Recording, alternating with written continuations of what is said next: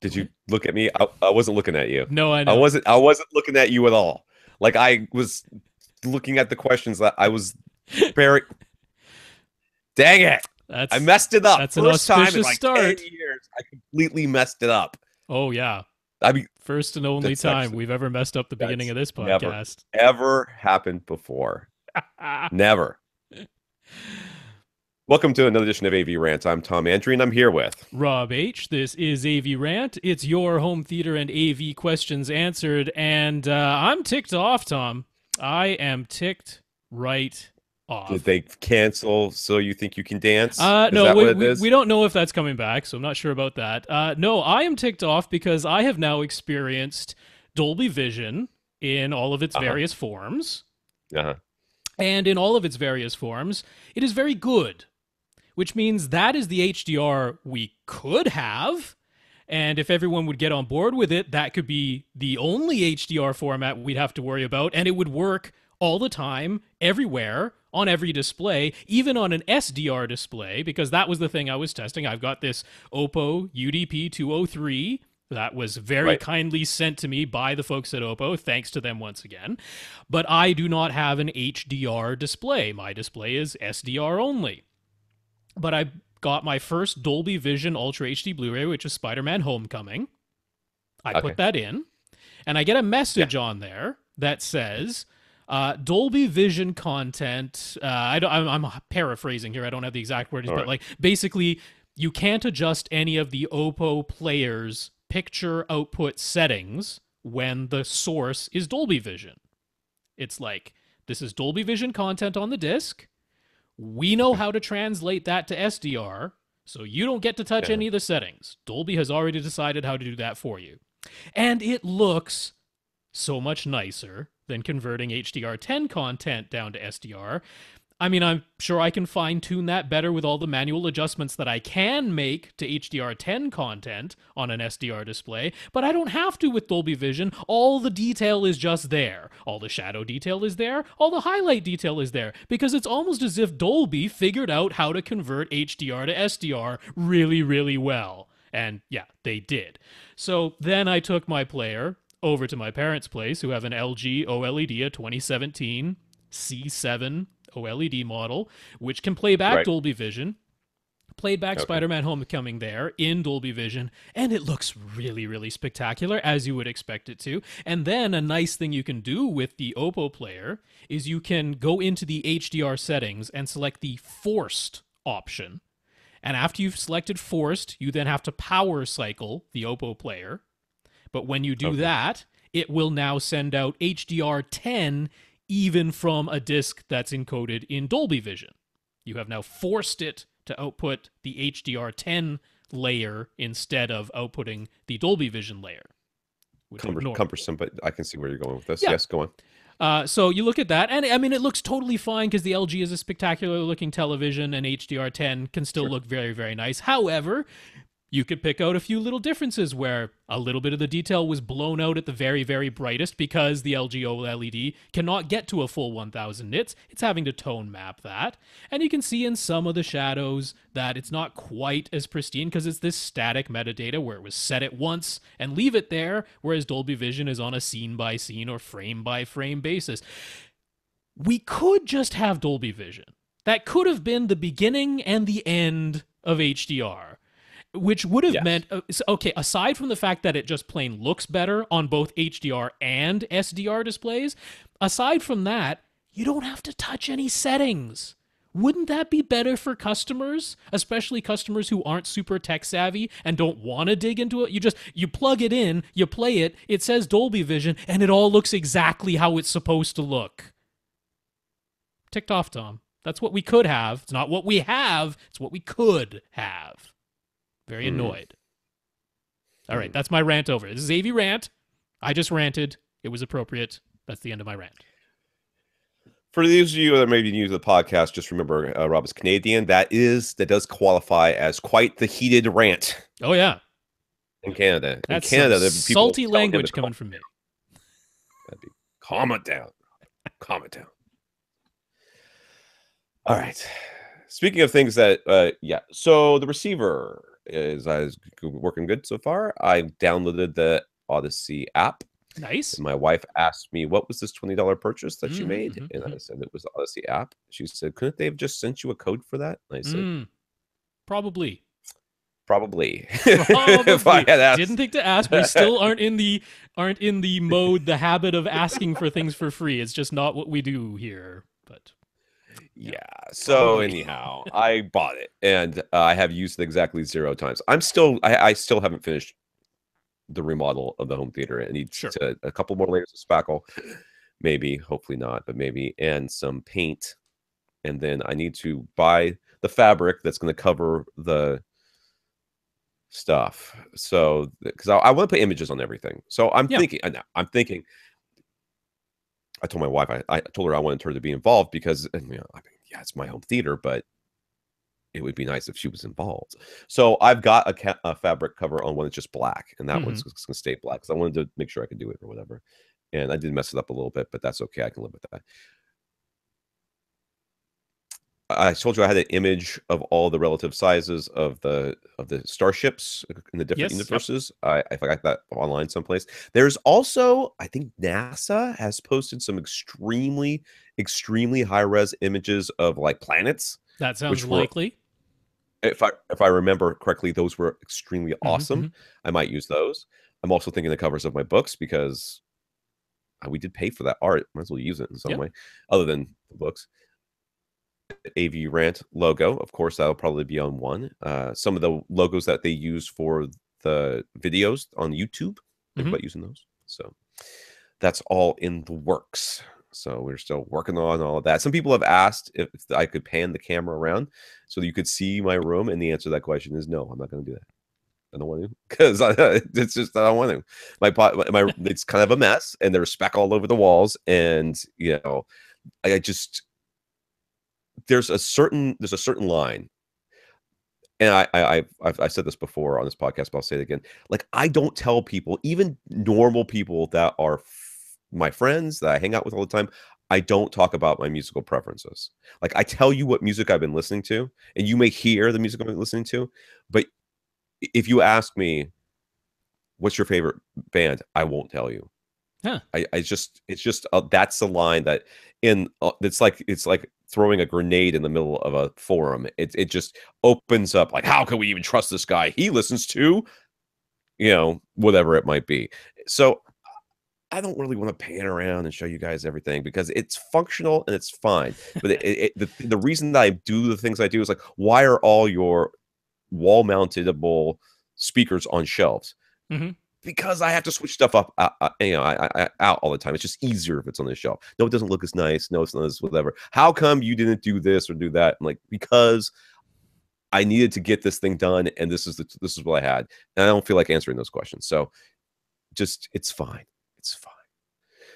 This is AV Rant, though, the podcast that will answer your home theater and AV questions. Get your questions answered. All you have to do is ask. Ask by emailing us at question@avrant.com. You also come to www.avrant.com. Leave us a comment there. Facebook.com/AVRant podcast. We're very active and we do answer your questions. If not on Facebook, we will definitely do it on the podcast. YouTube.com/C/AVRant, where your questions will be answered in video form. We can see our lovely faces. I got a haircut today.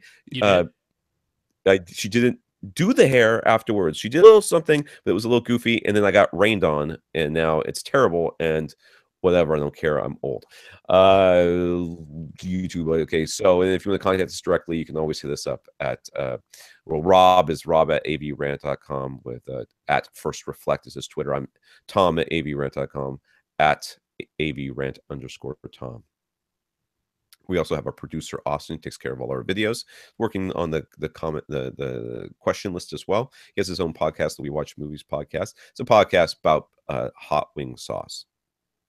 Okay, I could see that. It is, yeah. It is not. It's not like a tasting thing. No, they don't taste the actual sauce. It is purely from an aesthetic standpoint.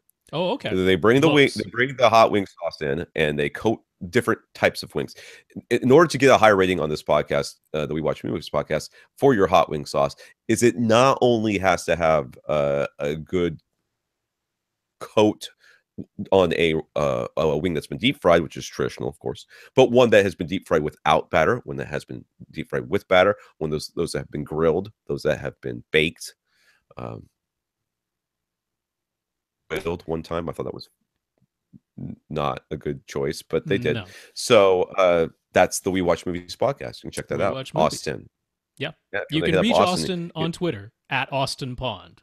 He spells it with a T-E-N. Austin, T-E-N. That's right, Austin Pond. For our listeners of the week, we want to thank them. We always like to thank the people who support this podcast.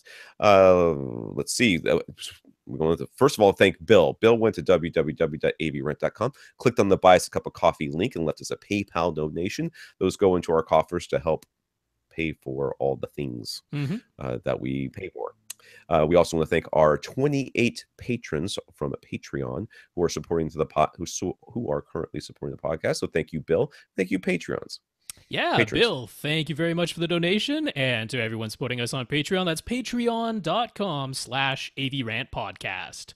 If you would like to sign up. I still haven't exactly figured out how we're going to get that money to you in Austin, because I want to make sure that we're sending some of that. Right now we're at basically the way it works is like a monthly thing. They delete monthly some money from you. So I've only gotten from them one check.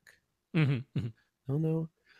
So my understanding from what I've read from other people is that just because it says that you're getting $85 a month doesn't mean you will actually, because some people's that's how much been pledged.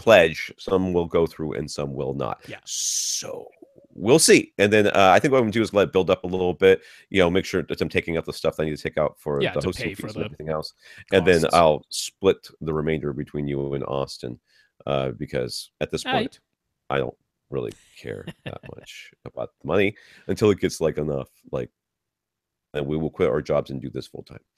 So I also want to thank Steve from nextgenhometheater.com. He told SVS that we are the reason he bought 2 new SB2000 subwoofers. So thank you, Steve, for talking us up to SVS. Yeah, congrats, Steve. I already know he loves them. We were talking about it a bit on Twitter, so he's enjoying his new bass. Very hard to not love new subwoofers. Yeah. It's possible, but it's hard. I have not installed the Dolby Atmos speakers in here yet because I have not contacted SVS. And Mark over Accessories for Less asked me if I wanted to get any speakers from him. So I was actually thinking about asking him for the Focal Bird, since you talk about them so much. I do. And I would like to experience them in a way that could whatever. And if they're ceiling mountable, can they be aimed? Do they have like an aimable? Oh, very. Yeah, they got a total pivoting mount thing. Yeah, and they come with both I have to have a ceiling fan in here. I have to. It is too low, and my wife is supposed to be on the getting one that's higher so that my projector won't hit it on the way down, way over. It just needs to be up like 2 more inches, and it's so close. But we haven't had a chance to do that, and it's off center because we actually moved the wall to make this, so it was centered in the room, and then we expanded part of the room to make the room a rectangle instead of an L.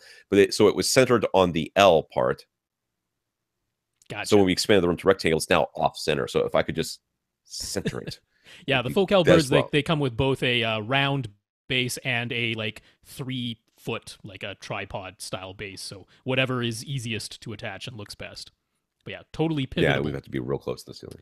Yeah, just before we get into the news, just wanted to mention we are doing our interview with a rep from Surge X. If you're listening to the audio version of this podcast on Friday or later, we have already recorded it because that's happening on Thursday, October the 27th. Yeah, that sounds right. Sounds right. That sounds correct. 26th. What was that? 26th. 26th. Thursday, okay, right? Whatever the Thursday is, that's when it's happening. And did hear back from Brent Butterworth. He would like to be on the podcast at some point. We'll have to. That's great. Yeah, we'll have to figure out the schedule. He's actually open to the idea of just coming onto the regular 2-hour show and answering questions with us, or doing an interview whichever we'd prefer. So I don't know. I texted Tom, but didn't hear back from Tom today on that front. Oh yeah, So I've been real find busy. Yes. Mondays are the worst day in the world for me, for Yeah. everything. Like all the kids have all the things. I don't really care. We do whatever you want, whatever he wants. Uh, I think we found in the past that having three people try to answer Yeah. questions can get a little cumbersome. I know. So I don't mind one way or the other. And if you want to do the interview, I mean, not do the podcast with him, you guys could do it and just leave me out of it. I mean, I'd take the week off. If anyone deserves but a week off, I think it's me. I've been going solid. I haven't missed a week for a couple of years now, pretty much. So. Yeah, I'm not saying that. If you would like to take the week off, you take the week off too. But and just have him do the podcast by himself. There we go. Oh, well, that'd win-win. We take all the vacation. Have him and Lee do it. No, yeah, whatever. Why don't we just do like a normal thing and we'll do a couple of questions. Yeah. Oh yeah. So some folks have sent in questions that they would like Brent to answer specifically. Right. So, sure. So we'll do that. Okay. So we'll try and set up an interview. We'll get those questions answered. And if you would like to send in a question, might be too late to do it already by the time you hear this, but by all means send in questions anyway, because even if we don't get them to Brent, we'll answer them for you. So send them in, question at avrant.com. There you go. That's our pre. So in the news, LG's 2017 OLED TVs are getting a firmware update that lets them decode lossless Atmos. That's a Dolby True HD signal with Atmos extensions, like the Atmos soundtracks found on Blu-ray and Ultra HD Blu-ray discs. Mm-hmm. All of the 2017 LG OLEDs offered Atmos decoding for their built-in apps and Atmos playback modes, using either their built-in speakers or included soundbars. But if you connected a Blu-ray or Ultra Blu-ray player, they couldn't accept the lossless Atmos signal, and now they can. Yeah. Seems a weird thing to omit, but Well, I mean, TVs accepting lossless bit streams of any form, I don't think I've seen that before, right? Yeah. You've never been able to send like a True HD or a DTS HD Master Audio bit stream straight into a television. That hasn't been a thing you could do, so this is interesting. Now, there are several DTS-X soundtracks on Blu-ray and Ultra HD Blu-ray. No support for those. So if it's a DTS-X soundtrack or a DTS HD Master Audio for that matter, that's still going to be just the 5.1 DTS core that comes out of that. So that's all you're getting there. But Atmos is used more widely than DTS-X, so the majority of object-based soundtracks, you'll get to support those. 2017's only, though. This does not apply to the 2016 models. Yeah.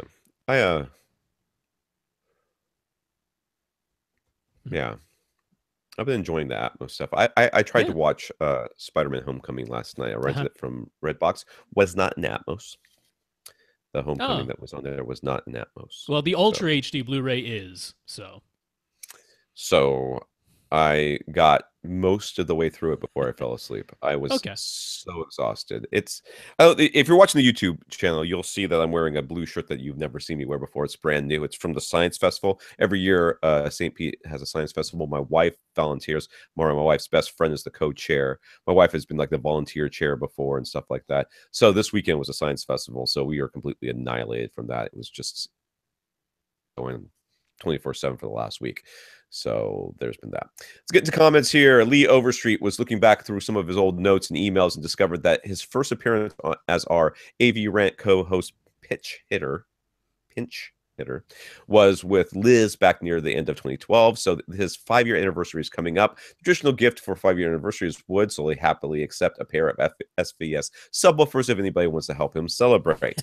Only if you promise to turn off the subs that are in your speakers. That is the only way I'll allow anybody to set him to small. He just has to set his towers to small. That's all. He's not going to do it. He's not going to do it. The man can't be taught. He's an old dog. No new tricks for him. Nathan, speaking of SVS, Gary Kubian was guest on the Beginner Audiophile podcast. For regular AV listeners, the first 40 minutes or so cover a lot of the same information that's been shared on AV Rant, but towards the end, Gary mentioned some of SVS' upcoming plans for new products, including trickling down some of the tech that's gone into the 16 Ultra Series subs to lower price points, using the DTS Play-Fi system for some sort of wireless home audio solution, and some self-powered Prime wireless speakers that they hope to show in prototype form at CES 2018. So in January, that's coming up here. Yeah. So I Those are like all the trickle down. yeah, I reasonable things that one might expect. Prime wireless speakers though. Yeah. So take like the Prime satellites or the Prime bookshelves, build in some amps and make them Wi-Fi and Bluetooth. That makes sense. So Okay, many. not like battery powered though. No, not battery powered. In fact, they touched upon the battery powered idea because the hosts were like, "I want genuinely wireless speakers that I can stick somewhere and not have any wires coming out of them." Stupidest thing. Like, what would you do? They die and you won't even know it. Yeah. It'll take you forever to figure it out. Or you have to put some light on it, and then we're gonna how I got this light on the front of my speaker. It's distracting me from because it's in the. I know.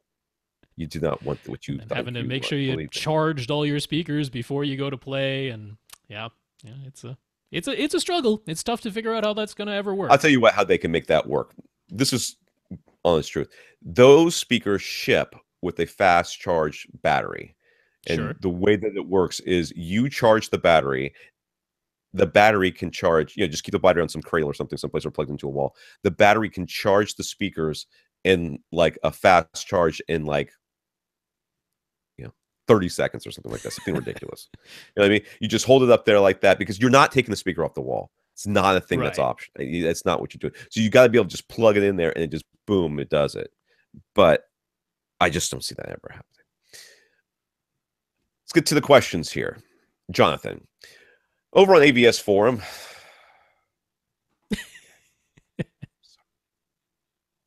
No good ever came from a statement that started with over on AVS Forum.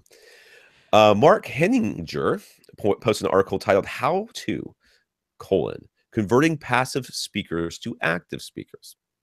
The title is confusing since the project is actually about modding a pair of high-efficiency PA speakers with an external crossover, as opposed to installing amplifiers into a pair of passive speakers. So what you're basically telling me here is there's an article about that says how to convert passive speakers to active speakers that doesn't actually tell you how to convert. Not if you're thinking of active speakers as being speakers that have amplifiers built in, because that is 100% not the case. He is using external amplifiers that are wired to the speakers. So no, it's not that. However, so fake news basically. Converting passive crossover speakers to active crossover speakers would be a much better description, says Jonathan. Yeah, that's what's actually going on. He took a pair of monoprice stage right PA speakers at $140 a pop and disconnected their internal crossovers. These are passive PA speakers that use a 15-inch woofer and a horn-loaded compression tweeter in a simple two-way design. On their own, they use a 3.3 kilohertz. He used a Denon AVR X4300H AV receiver, yay, and set the front left-right speakers to small with an 80 hertz crossover. The front left-right pre-outs of the Denon fed a mini DSP DDR-C88A 8-in 8-out DRAC Live processor. The Denon X4300H subwoofer output was also fed into this DRAC Live box. He used the DRAC Live box to create a 24 dB octave crossover centered at 1 kilohertz, rather than the 3.3 kilohertz point used in the speaker's original design. The two high-passed outputs of the low... Let me try this again. The two high-pass outputs and the two low-pass outputs fed a... Fed a AVRant SR7010 AV receiver that was essentially used as a dumb amp set to pure direct mode and using its 7.1 analog inputs. The remaining 4 outputs on the DRAC box fed 4 subwoofers using the 80 Hz subwoofer signal that originally came from the Denon. This is pretty stupid, convoluted, okay, but this is what's going on. I'm not saying it won't work, but why are you doing this? He wired up 4 of the Marantz speakers binding posts, 1 to each driver of the monoprice speakers, and then he ran DRAC Live. So now every single driver, 2 tweeters and 2 15-inch woofers, 4 subwoofers, got its own separate DRAC EQ settings. Mark claims the results were transformative. And a huge improvement over the stock sound of monoprice PA speakers. But he also notes that they rolled off steeply above 16 kilohertz and is able to reach their output limits now since the tweeters were being asked to play so much lower. He also concludes by saying he will probably upgrade all of the drivers on monoprice speakers. That was the conclusion. He's like, well, I'd like to get up to 20 kilohertz and I'd like to get back to the high output levels that they had originally, so I'll just upgrade all the drivers in the cheaper speakers. So replace the crossover with an active crossover. He wants to understand the point of all this. That's a good question. I am on board with that question. Oh my God. All right. First of all, why would you need to use the subwoofer output on the Denon when you could just do the crossover internally in the Mini DSP? Can't you just do that internally? Is there a reason why you can't do that crossover right there? Yeah, just make it a 3-way crossover. Yeah. Not that I can really come up with. I don't see why you couldn't just make the Dirac box into a 3-way crossover. You just set everything to large in the Denon and have the Dirac do everything. I mean, the Mini DSP. I'm just describing what he said the process was. So. All right. First off, he says, this is Jonathan again, if you just took this $280 pair of DJPA speakers and connected them to the X4300, Jonathan gets that they play loud, but with their stock 3.3 kilohertz passive crossover, their dispersion wouldn't be really suited for indoor small room use. Therefore, if you modify the crossover, you could sacrifice output headroom in order to get more uniform dispersion between the large woofer and the horn-loaded tweeter. That seems to have been the point of all this, correct? Yeah, nearest I could tell. That's what they're going for Mark here. Did say this is something that he was able to do because he already had all of these products on hand. He already had these 2 AV receivers, one of which is basically just being used as a 4-channel amp. That's really all the Marantz is being used as. He already had the Dirac Live box, the 8-in, 8-out Mini DSP Dirac Live box, and he already had these speakers on hand. So he was basically like, can I improve the sound of these speakers by converting or basically bypassing their built-in passive crossovers with a fully active crossover system that also EQs each of the drivers independently? Can I improve the sound? And the answer, I believe him, is yes. However, there was a sacrifice, which is that they didn't willy-nilly decide on 3.3 kilohertz as the crossover point. I'm sure they looked at the impedance charts and the graphs of frequency response and power response and all that. And they're like, this is the most efficient place to cross over this particular 15-inch driver to this particular compression horn-loaded tweeter. However, that does result in a lot of that sort of mid-range in the 2 kilohertz range being very directional, because that's essentially coming from a large 15-inch diameter driver. When you're outdoors or in a huge, dance club, that makes sense. When you're in a small room, doesn't make so much sense. So you sacrifice the efficiency and output capability of the tweeter in order to lower the crossover. Okay, but at the end, he's like, well, I'd still rather have the huge output capabilities back, so I'll just replace all the drivers. Yeah. This is, for me, this is more of an interesting thought process than a thought project than it is a thing to do. You can think about these things, but the reality is driver choice and functionality of the actual speaker were married with how much how much they had this with that output, what the cost was going to be. So they knew where the speaker was supposed to go and what it was supposed to do, and they knew how much money they had what their price point they wanted to hit. And then they look at the components, and they're just like, they're not, like you said, they're looking at a lot more than just, I would like this to play a little bit lower, a little bit higher, or a little bit whatever.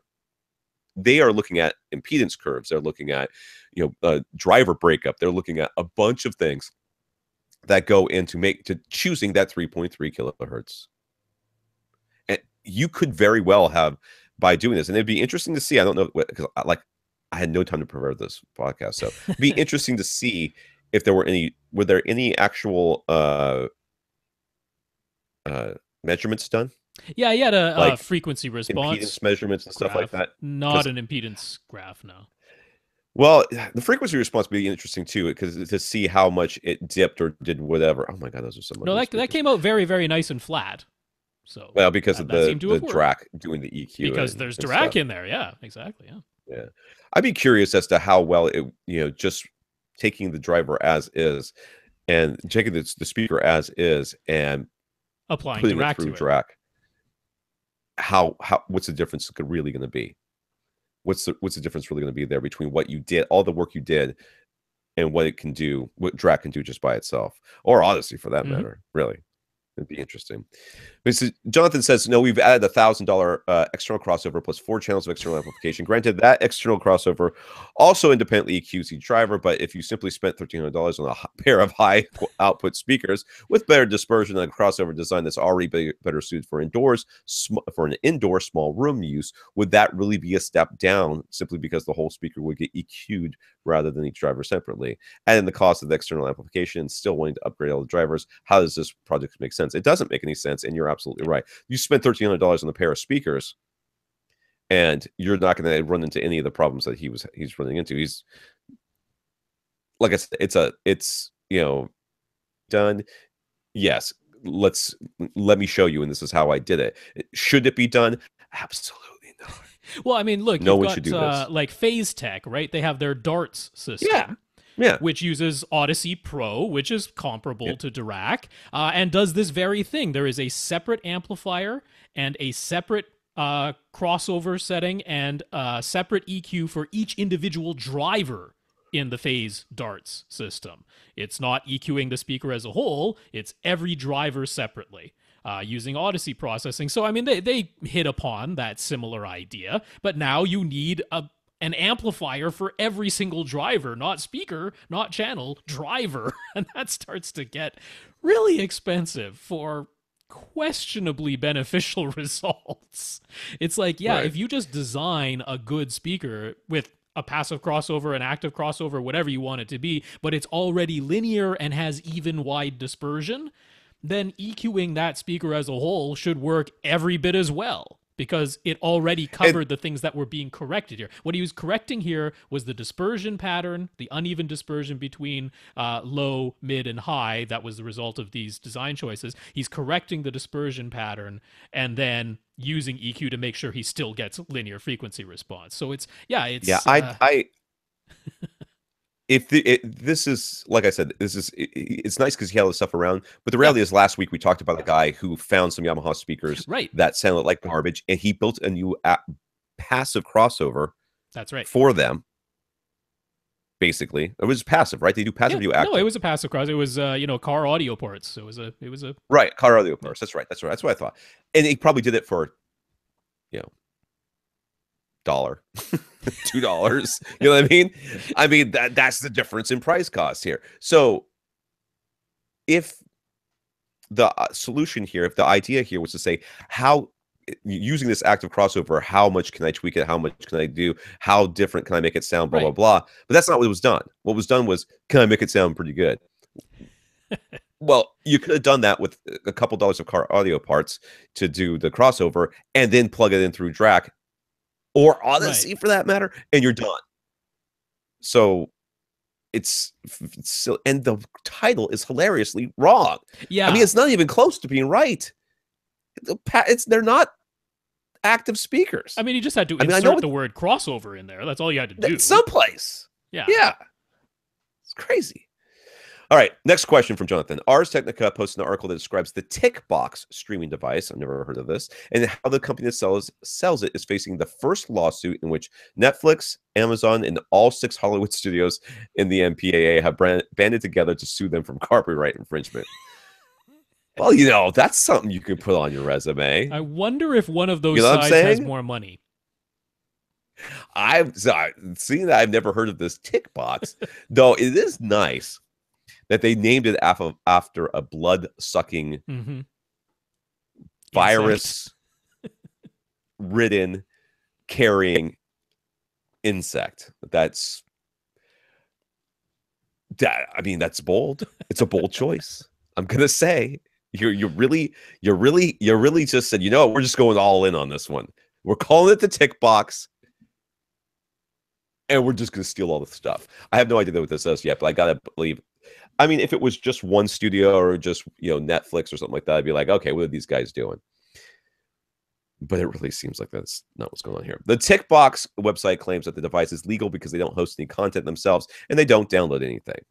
All right, so I still don't know what this box does. So if users decide to stream pirated content from third-party sources, it's on them. However, they also predict that if you buy a tick box, you'll probably decide you don't need to pay for any subscription streaming services anymore. And they even posted video tutorials on how to use the quote in theaters quote section of their interface to start watching a movie that isn't available for in-home viewing of any kind at the time the video was made.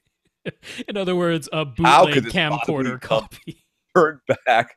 How could this possibly bite us in the ass? Anybody around this corporate table here, which is actually my mom's dinner table, does anybody think that maybe we shouldn't make a video on how to pirate content? No one? We're all good with this. All right, pass me the Mountain Dew and give me the D20. It's time to go. The Tickbox runs Android 6.0 and uses Kodi, but unlike actual legal Kodi boxes, it's preloaded with access to a bunch of third-party pirate sources. Their only contact method connects you to a call center in Costa Rica. That's still even a place, and even though they're supposedly based in Georgia. So clearly there's nothing shady going on here. Previously, similar lawsuits against other streaming sites and hardware providers have been filed with the MPAA, the cable companies and streaming services, etc. But now they're banding together. Do we think this will increase their effectiveness in combating piracy? No, I do not. But this box will never. This box is gonna. Well, this one's going away. But it was funny because they looked into the address. So that's the state of Georgia in the United States, by the way, not the country. Sure. Not the country. Yeah. But they looked into the address where supposedly that exists, and there was a previous company that also made it easy to get pirated content that was like owned by someone with the same last name. That disappeared, and then Tickbox suddenly showed up. So it's like, whatever gets quashed, they'll just declare bankruptcy and then pop up again. What do you know? Yeah. I mean, for every one of these that they stamp out, another 12 take their place, don't they? That's true. You know what? And I think I'll be honest with you, the only solution for piracy in my mind is education. That's what it comes down to. You cannot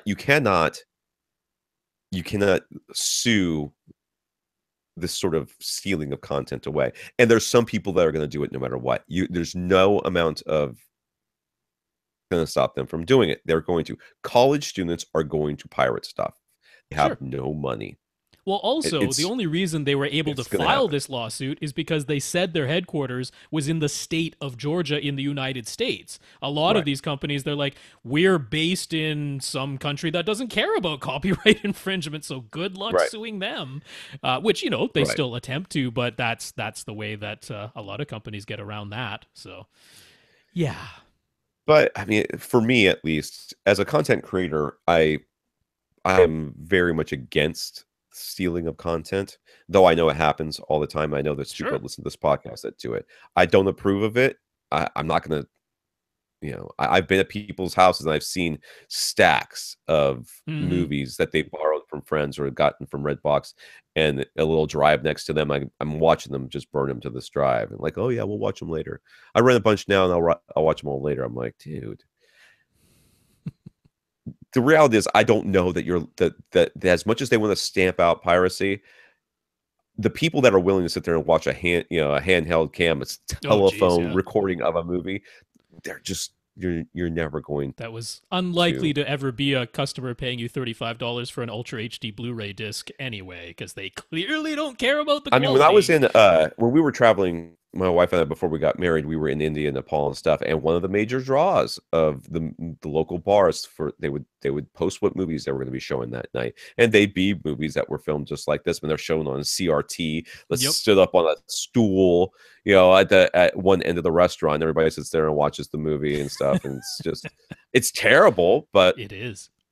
I mean, there was nothing else to do there, so we went. So, I mean, I didn't pay them any extra for it, but they did make money from me. But I didn't go there for the movie. I went there for the food, but I stayed for the movie.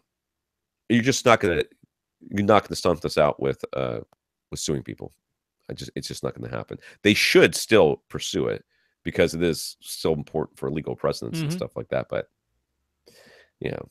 it's just the rest of us that suffer when they come up with HDMI and we have to suffer through that. But I guess with all of them banding together, that sort of spreads the cost around, and maybe they can that's part of the thinking or How much something. cost can it really be? I mean, Hey they man, have a lawyers couple charge lawyers. by the hour.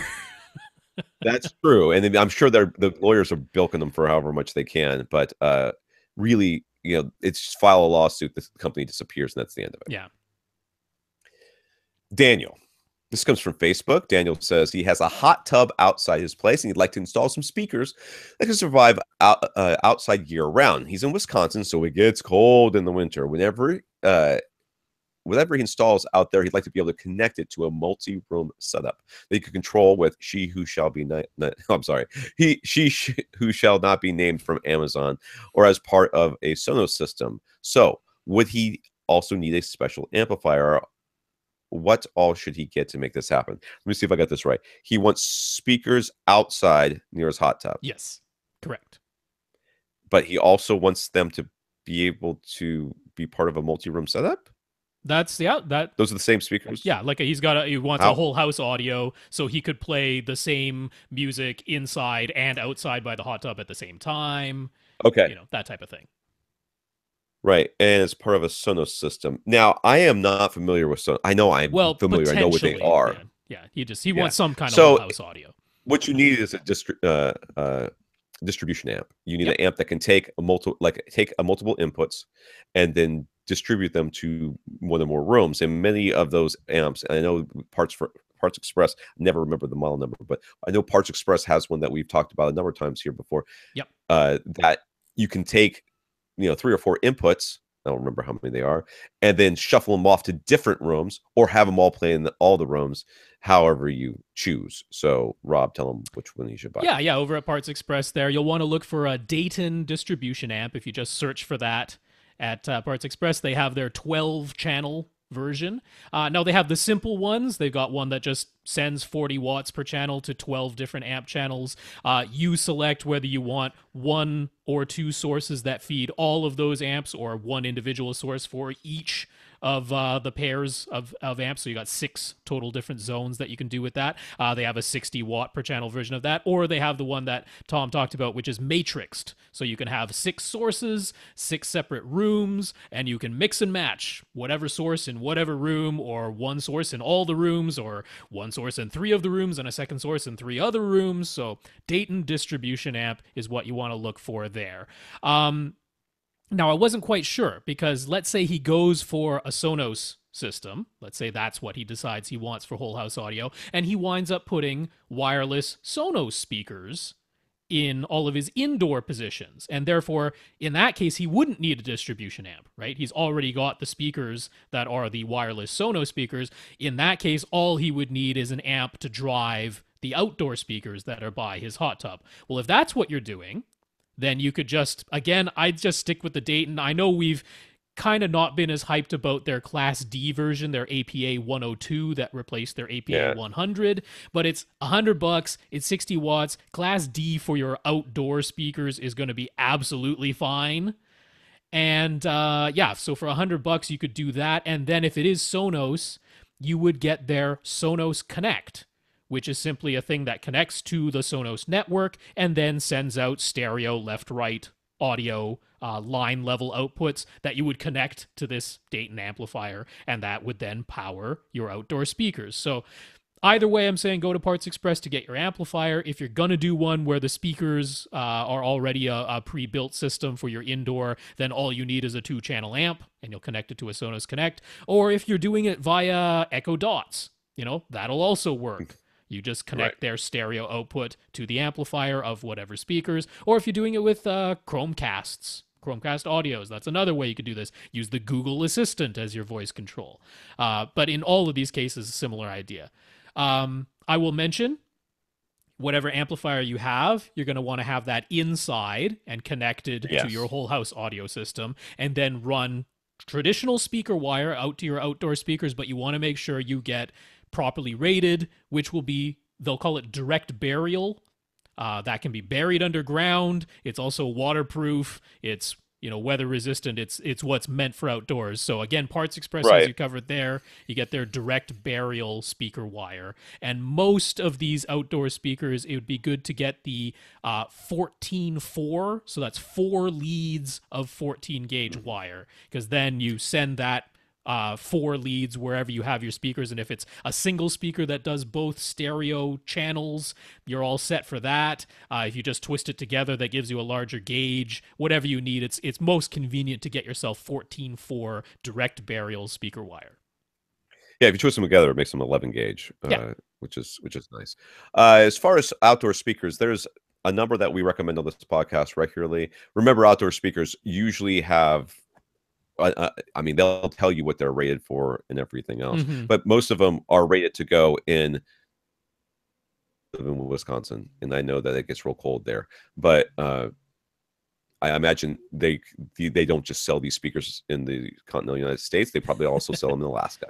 So I think it gets a little colder there, and everywhere in between is Canada. So in Canada, it gets colder than Wisconsin as well. So I think you're going to be okay with just about any outdoor speaker that you can find. We often recommend the Yamaha outdoor speakers. I'm a fan of those. I've used them in the past. Haven't had any problems.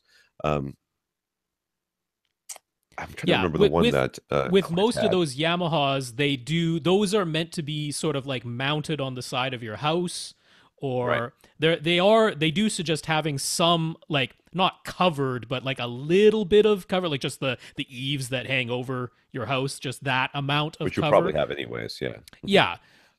So that's an option. I like their sort of wedge-shaped ones. So if you want some louder output and more bass, you can get their AW992s, which have an 8-inch woofer. Or I like their AW592s with their 6.5-inch woofer. To me, those are a good balance of output, bass, price, all of that. So the AW592s would be a good choice from Yamaha. But there's another option, because maybe these are just going around the hot tub and you want something that he can just sort of sit on the ground rather than having it mounted to some sort of side surface, which is more or less how the Yamahas are intended. So for those, I'm saying like rock speakers. And RBH makes some nice ones. RBH has some. Do they? They sure do. Okay, I didn't know that. They're just called the They R8. have other outdoor speakers. So yeah. Now they go for they're just under $300 a pop, those RBH ones. However, one speaker can play both stereo channels, so you don't necessarily even need more than one of them. You can, and those are like, they're definitely meant to be outdoors all the time. Everything in them is sealed. Everything is plastic, weather resistant. There's nothing to degrade in them at all. So those could be a very good choice. The RBH R8 rock speakers. You also have the AO520s and the AO620s. I've never heard those. The only thing I'm just glancing at them, it says outdoor, indoor.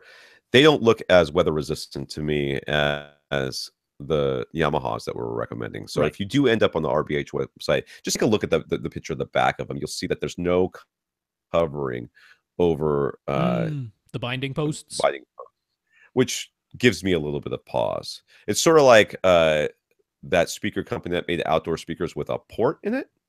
Yeah. Also gave me a little pause when I was wait. That's a deal breaker in my opinion, but at least the RBHs are a sealed enclosure. Yeah, it is a sealed enclosure. So if these are just going to be like on a porch, it's more like a patio speaker. Yeah, this is a patio speaker. That's a good way to describe it. It's going to be, it's not going to get rained on, but you don't want it to like completely rust out on you, basically. And I think those would be fine for that. Brandon uses an HTPC. It's a home theater PC running Kodi. I haven't said HTPC so long. We have not said those. We used to talk about them all the time. Anyways, for media storage, he has a Western Digital MyCloud device connected to his home network. He has expanded his storage capacity to 15 terabytes? Sure. By adding USB hard drives to his MyCloud device via a USB hub. That's not until now. Setup has worked. 15 terabytes is a lot. I mean, that's a lot of movies. I mean, how many movies do you get in a terabyte these days? Well, what you're looking at, maybe 40 gigabytes per movie. So it's not that many, maybe like 25, 30 in a terabyte. Yeah. Okay. If you're doing a full one-to-one backup of a Blu-ray, that is. Yeah. So until now, his setup has worked fine as he's only used the HTPC to play content from his network storage, and therefore he hasn't needed any transcoding capability. But now he's running out of storage space, and he also likes the idea of being able to access this content remotely. He isn't quite sure how to proceed. Not Kodi. What am I thinking of that does all this? What is the one that you use? Plex. Plex certainly does that. And there are plugins for Kodi to allow you to do remote access that way as well. So anyways, he says, he could build a home server PC. He doesn't have any experience building a PC from scratch, though, but he's willing to learn. However, he wants the whole setup to be low maintenance. Good luck. B, he could get him, there's no such thing as low maintenance HEPCs. He could get a more powerful NAS or network accessible storage, right? Network attached storage, yeah. I always get that wrong. He's seen the units from Synology that can run a Kodi or Plex server on their own and perform transcoding. In either case, what would be the minimum specs he should look for? And since definitely concerned, what's the most cost-effective way to store all of his content and be able to access it via his network at home and be able to access it remotely with high playback quality in all situations? So basically, now he has the drives. All the stuff's on the drives. Yeah. What he needs is something that can take the stuff that's on the drives and send it to wherever he wants it to be sent. Correct? Yeah.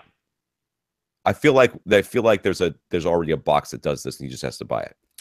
So yeah, I mean, there's a number of ways to come at this. So number one, you could just leave your existing home theater PC on all the time. Make sure it's connected to the internet. Make sure it's running your Kodi server software or Plex server software if you decide to transition over to Plex. And if that home theater PC is on all the time and connected to the internet, that has the power to do whatever transcoding you need to send it out over the internet to your mobile device or your tablet or whatever when you're just connected to the internet wherever you are in the world. And you bring up the Kodi or the Plex app on your mobile device, and it connects to your home theater PC at home, which at that point is acting as a server, and it does all the transcoding in that.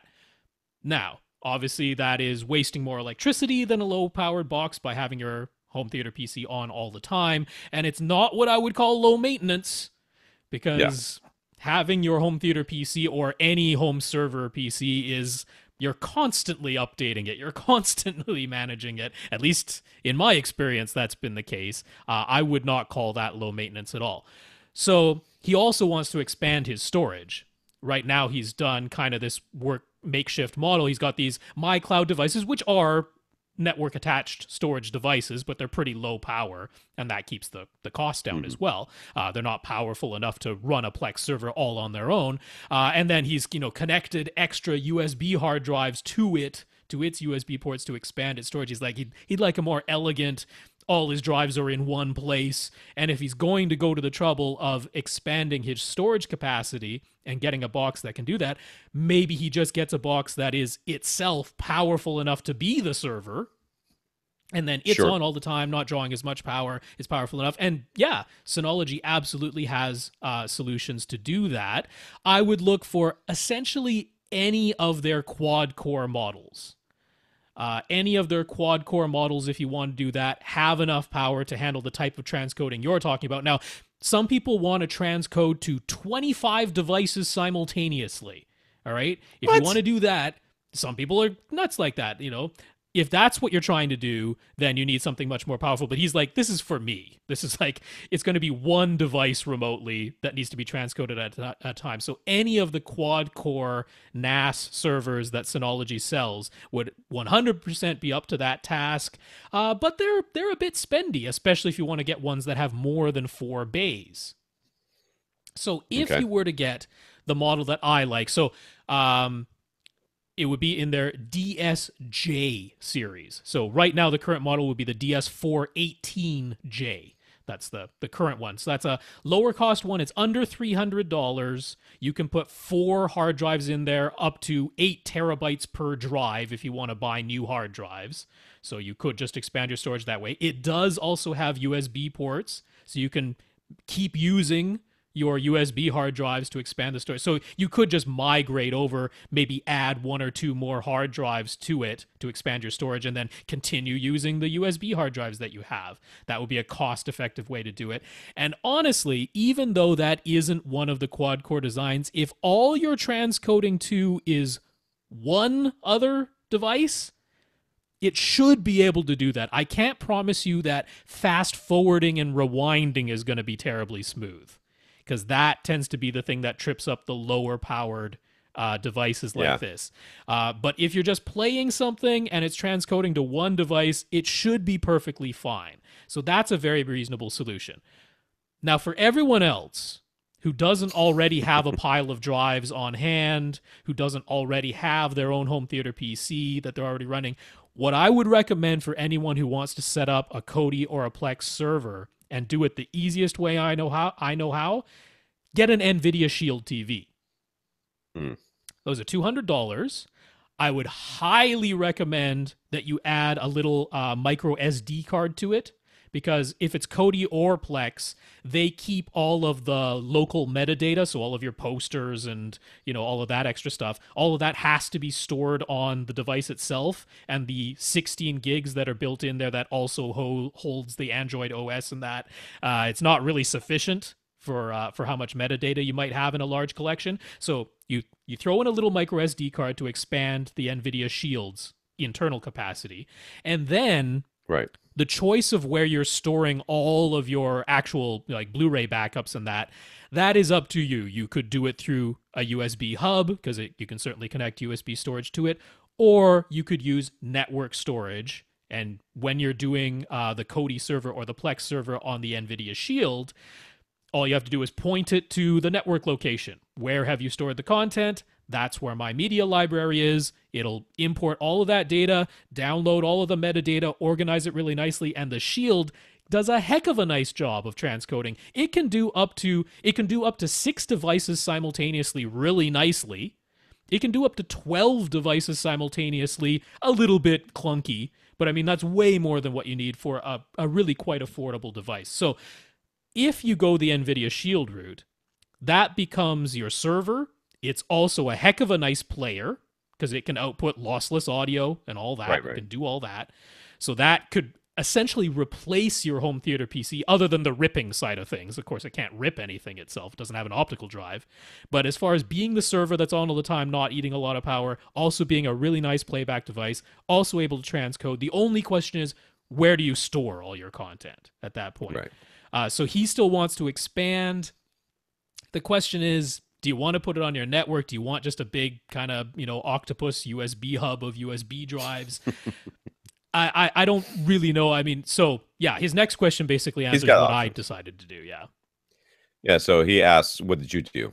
So how did you do yours? So I ended up with a Windows PC. It's an older Core i5. It's actually one of the low wattage i5s, so it's not super duper powerful, but it's certainly powerful enough for my uses, which is basically only ever transcoding to one device at a time. So that is my server. I use Plex. It's my Plex server. It just sits there. It's on all the time. It's doing the same job that the NVIDIA Shield TV would do. So I'm recommending for anyone else starting from scratch, just get an NVIDIA Shield TV. It's cheaper and smaller and uses even less power. But I already had this Windows PC with a Core i5 low power version. So that's acting as my server. And for all of my storage, I got 4-bay J series NAS devices from Synology. So at the time, I had a 411J, and then a 412J, and then a 413J. So I have 48 terabytes of storage going on, because I put 4 terabyte drives times 4 into 3 Synology NAS units. I went, in chunks at a time. But that's where I am. So those all sit on my network. My Core i5 PC just draws the content from them and acts as my server. That's a solution. It's it's nice in the sense that I don't have a bunch of separate USB drives, each of them needing to plug into power individually and all that. I just have these 3 Synology boxes that can sit there stacked on top of each other, and they're just accessible from my network. Anything that can attach to my network can access all of those drives. I set them up very simply. I basically just use JBOD, the just a bunch of disks. I'm not rating it. I'm not, redundancy or anything. I just wanted the storage space.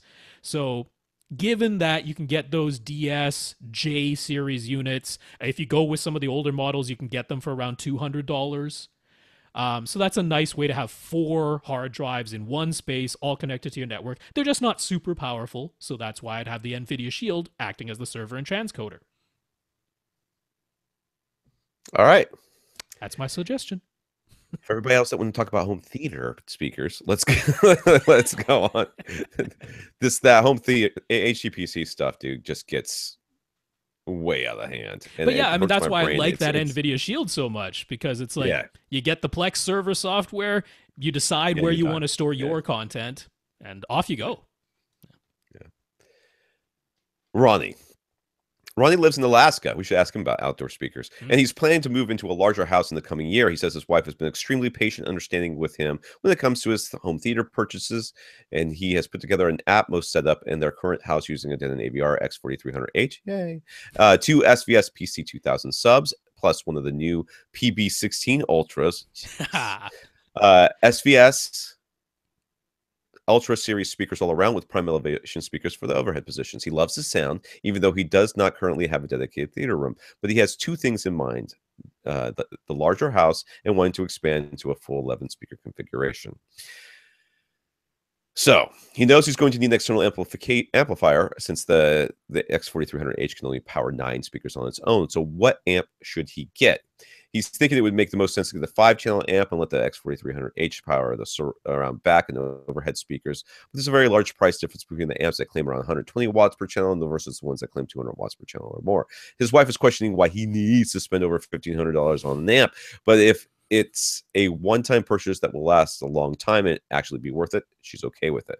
SVS customer service suggested that it makes the most sense to at least power the front channels with whatever external amp he buys, that the Ultra Towers can definitely handle the 200, 300 watts. So he's worried about reaching their limits. The more watts, the better. Being that he's in Alaska, shipping is a concern. Outlaw Audio charges a lot to ship to Alaska, so they're basically out of the running. He can get Emotivo minor price monolith via Amazon though, and Amazon shipping to Alaska is a lot more affordable and possibly even free. If he ever needs a repair, though, he has to consider what it might cost to ship the amp. So keeping the weight down is a consideration for him. He's leaning towards the Emotiva XPA5 Gen 3. It's got plenty of headroom, a 5-year warranty, and it's 32 pounds lighter than the mono price. It's more expensive, though, at $1,600. Would a much less expensive, lower wattage model be a wiser choice? Should he get the mono price monolith rather than the Emotiva? Okay. Yeah. He did not tell us the size of his room. That's a big, long Well, because question. he doesn't know what his future larger house is going to be at this point. Yes. Okay. So first things first, get a house. Okay. Right. But once you get your house, we can answer this question more. Let me just we'll be able to actually answer it. Right now, you could be moving to a great room, in which case, you're like 10 bajillion cubic feet, and it's got a window that we never close. So, yeah. Well, he's got that PB16 Ultra, so. Yeah, that is true. The Bears will. It's the bear detergent. I do not necessarily agree with the 5-channel amp idea. Oh, really? Here. I don't. I think it's fine. And the question, what he said is, what does he say here? No, where does he say it? Oh, above. It's probably above. His wife is, no, where's the thing? He says there's a large claim. His wife is questioning why he needs to spend over $1,500 for an amp. But if it's one-time purchase that will last a long time and actually be worth it, she's okay with it. If it's a one-time purchase, yes, it will be that. Will it last a long time? Yes. Will it actually be worth it? I don't know. I think you can get away with getting. You should be. And I went down the same rabbit hole when I started thinking about putting Atmos in here. Right. Like full on Atmos. I was like, I'll get 2 channels, and they will power my overhead speakers. I'll be done. That's all I need. I'll be done. But what if I took those 2 channels and put them on my front, right? And then Yep. the receiver can power everything else. I'm like, yeah, that makes sense. But if I do that, I'm going to need a nicer amp, because the cheap amp that I would have gotten for the overhead speakers, I can now no longer have, because it, I mean, it's going to be front speakers. You got to have a good amp. If I'm going to do 2, I might as well do 3. If I'm going to do 3, I might as well do 5. You see how we go here. When you get the house, that will determine what size amp you get. Yeah, I mean, honestly, it's mostly about the distance between you and the speakers. That's actually the thing that counts the most. That right there. I mean, if you end up in it with a dedicated, like, dude, why are we even talking about this right now? You should be talking about, I need a dedicated home theater. When I get my new bigger house, my primary purpose is to walk in there and say, where's the home theater going to be? If there's no place for it, we're looking at a different house. It doesn't have to be a big room. And that's the magic of all this. If it's a small room, oh, you're golden, dude. You could just buy whatever sort of tiny amp you want to power the overhead stuff, and you're done. It's going to be, but if you end up in a house that doesn't have a dedicated home theater and you're sitting 22 feet away from your speakers, well, then we're in a completely different. You need the house. Or at least an idea of how far away you're going to be sitting from the speakers, because it could be, let's say, the assumption is you're going to have a larger house and a larger room, but even so, you know that you want a 120-inch screen, and you know how far away you want to sit from that 120-inch screen, which essentially tells you how far away from your front speakers you're going to be, right? If you have all of those things, because if we know the distance between you and your front speakers, that basically tells us how much power you're going to need. Yes. Right. But I think this is all putting the cart before the horse. I actually would highly recommend you find a house that is bigger than the way that you want it to be bigger, and has a room that you do not need. And it is a rectangle, and it is got, it is sealed, and it's got doors everywhere, and it doesn't have to be huge.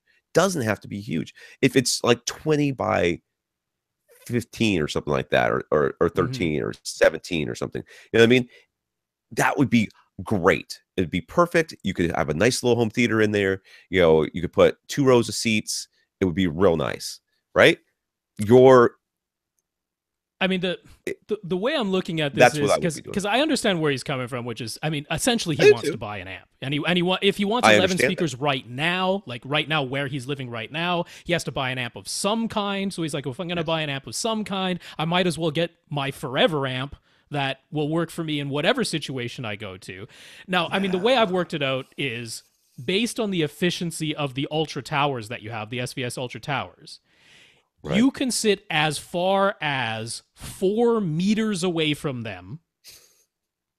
All right, which is, that's a good distance. What is that, around a little over 14 feet? 14, 15 feet? Is it a meter? A meter is what, a little over 3 feet, right? A little over 3 feet, yeah. So that's, 12, 13, I forget the conversion, but yeah, it's somewhere in the 14 to 15 foot range. If you're anywhere in there and you got a 200 watt per channel amp, that'll let you hit reference volume with the SVS Ultra Towers based on their 88 dB efficiency, and you sitting 14 or 15 feet away max, 200 watts would get you to full reference volume, and that would do it. So I understand the rationale for being like, I'm going to get an amp anyway. If I get a 200 watt per channel amp, I know it'll work for whatever situation I might be facing in the future. See, I don't agree.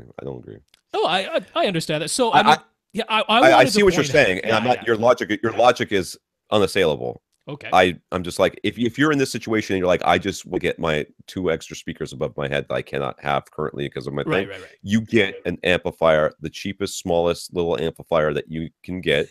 The Parts Express one that we talk about, that's probably not that great. You can get. I don't know if you can get that from Amazon. So they have the audio source. The 100, which is $130 now, but that would be a fine choice. And this is not an amp you're going to go, okay, well, now I moved to this bigger room, I can't use it anymore. Guess what? You're not going to be sitting that much further away from your top middle speakers anyways. This is not going to be a humongous difference. You're not going to be in a 17-foot room. Right. You're not. You might be in a 10-foot room. It might be 2 extra feet away from you than you are in a normal size room. You can still use that amplifier to do some of these jobs. And if not, Believe me, you could And you always could find a add use more for an if you amplifier. really, really need it. Like you add a higher, like a 200 watt per channel, 3-channel amplifier at Right. that point when it becomes necessary to do it. Yeah, I can. So if you're looking to I add can the see that. speakers right now, I would get the smallest amp I can, because you don't know you're going to need the $1,600 amp. And this $130 amp that you maybe can buy right now, guess what, dude? That will be usable in the future as well. So That's there my is the middle ground, because Emotiva in their base X series does have their 5-channel A5 175. And as you might guess, that is 175 watts. Now, it's 175 watts into 2 channels simultaneous. It's 125 watts into all 5 channels simultaneous. But the number of times that all 5 channels are drawing maximum power simultaneously is really, really rare. So it's essentially a 175 watt per channel amp, which is close enough to 200 watts that I really wouldn't sweat it. All right. And that's $800. So it's half the price of the XPA 5. It's a 5-channel amp. It's basically 175 watts per channel in real world use. It's 125 watts per channel in crazy town use. For half the price, that, I mean, to me, that starts being a pretty high value right there. Oh, it's a high value. Yeah. I still think he doesn't buy it until he knows he needs it. I can't go, because I went down this rabbit hole. Yeah. I went down this whole trail of thought where I'm like, I'm gonna do this and I can do this, and pretty soon I was looking at the monolith amps, going, yes, man, these are nice, and I'm like, yeah, no, $2,000. What am I thinking? He was asking like the difference between the monolith mono price, which is actually less expensive than the Emotiva, but it's heavier. He's a little bit worried about that. And he's like, would it give me anything over the Emotiva? Well, it actually does have a lower noise floor. The monolith does have a slightly lower noise floor than any of the Emotiva amps. So it's lower price for slightly better noise floor, similar power rating, and then heavier though. Honestly, I can't in good conscience tell you that you need a $1,500 amp. I agree with Tom on that. I could see as far as going to the $800 5175 from Emotiva. I can see that being a really high value that'll last you and handle any situation that is realistically in your future. I can see my way to doing that. I can get on board with Tom's plan though as well, which is you get a 2-channel amp right now, an inexpensive one, and if you need a 3-channel amp in the future, that's when you buy it. He asks, with a beefy amp driving his front tower, should he still send them too small? Yes. Yes, absolutely. Go on. Yeah. What changes to this? I mean, there's no. Who cares what amp's powering it? It's small. You never want to play any of your speakers full range, because wherever they are in the room is not the best location for deep bass. You have 3 SVS subwoofers, dude. Let them handle the bass. Let your speakers handle the mid range and up. Right. What changes to the settings in his receiver will he have to make when he adds the external amplifier? You may have to tell your receiver that there is an external amplifier there. You will definitely have to tell your receiver that there are speakers there. Yeah, Not the Denon X4300H. Yeah. Yeah. So the X4300, you don't need to tell it that it just powers those amps anyways. So yeah, all you really need to do in that one is go into the amplifier assign and say you now have an 11.2 system. Once that's done, you need to run Odyssey again. That's right. And the only other thing that might be different in here is, so there's the setting that says, okay, now I have 11.1, that's my configuration, my amplifier assign. Right. 2 out of those 11 speakers must be powered externally. And by default, it'll set them to be the surround backs, I believe. I think that's the default. If that's what you want to do, then bingo bango, you're done. If you want it to be your front, left, right speakers instead, or one of your pairs of overhead speakers instead, or whatever, the ones that must be powered externally, you can change that setting. But that's pretty self-explanatory, really. It's just saying 2 out of these 11 must be external. Which ones are they? And that's it. Yeah. But you got to run Odyssey again. So is there anything else he should be considering when it comes to his choice of amplifier that he hasn't thought to ask? No, not really. I mean, power make sure protection? you have enough power. Yeah. Yeah. Do you want to plug this into a surge protector? No. Not really. They say to plug it straight into the wall. Really. Every amplifier manufacturer on the planet will tell you plug it into the wall. Do not use surge protection. So, but don't buy anything.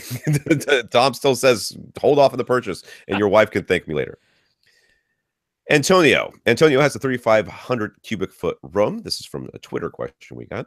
It's got doors that can be closed off from the rest of the house. Been using a single SVSP B10 NSD sub. He found and bought an old PC Ultra model for the cheap. Can he pair that with his PB10 NSD, or is it too much of a mismatch? You can absolutely pair it. You can pair it. Yeah. I mean, the stuff that the Ultra is going to play lower than the PB10 NSD that it can't reach. First of all, it's an inaudible. Yeah. And second of all, who cares? You had one sub before. So now you mostly have two subs, except for these very lowest frequencies that you can't hear anyways. You feel them, sure. You can't hear them. You now only have one sub for that. So you went from having only one sub for all of the bass frequencies to only having one sub for a couple of the very, very bottom. So yes, you can pair this and it will be just fine. There's not even too much of a mismatch. There's literally, I don't want to say literally, there is very little within the SVS line that you could pair together, and I would say it would be too much of a mismatch. If you take an SB1000 and pair it with the new 16 Ultra monsters in a small room, I'm still going to say that's fine. You bought way too big of a sub the second time, but it's fine to pair them together. You put that SB1000 in a big room, the problem, the mismatch isn't between the two subs. The mismatch is between the sub and the room. Yeah, so no problem, sir. You are, of course, here still limited in terms of the maximum output capability of the PB10 NSD. Obviously, if you just turn both of these subwoofers up to maximum and played them, the PC Ultra model is going to play louder. That's just a fact. So having the two subs, I guess if you put them side by side, you could actually increase the output capability quite a bit, but that isn't the normal reason we're recommending having dual subs. We want them on opposite sides of the room from one another to give you more even bass. However, we do always recommend that you level match your subs. So there's every possibility that one of these subs is going to be physically closer to you. Make sure that's the smaller PB10 NSD. That's right. Put the smaller sub physically closer to you. It doesn't have to play as loud to be equally loud at your seat. Put the louder, the Ultra sub, in the position that's physically farther away from you. And when you level match them, you're still, the maximum you can get to is what your PB10 NSD can do. That's still the sort of limiting factor there. But in terms of how they will sound playing together, up to the maximum output of the PB10 NSD, they'll sound just fine. Just fine. Patrick was the fellow who was hoping to find a pair of desktop speakers for $100 that only he would be able to hear while sitting at his office desk. We said there really isn't anything like that available, at least not at that size and price point. Excuse me. And that a better solution for private listening while still being able to hear his coworkers when they need to talk to him would be open back headphones. He started doing some research, and it appears that almost all open back headphones are corded, and he wants wireless, and he wants Bluetooth. Yeah. It's tough. Wireless, Bluetooth, open back headphones. I feel like this is one of those things where you're Pick two? You could have a cord, you could have no cord, or you can have open back. Pick two. You know what I mean? You can't have you started doing some research, and it appears as though almost all open back headphones are corded. Oh, I already said that. Why can't he have cords?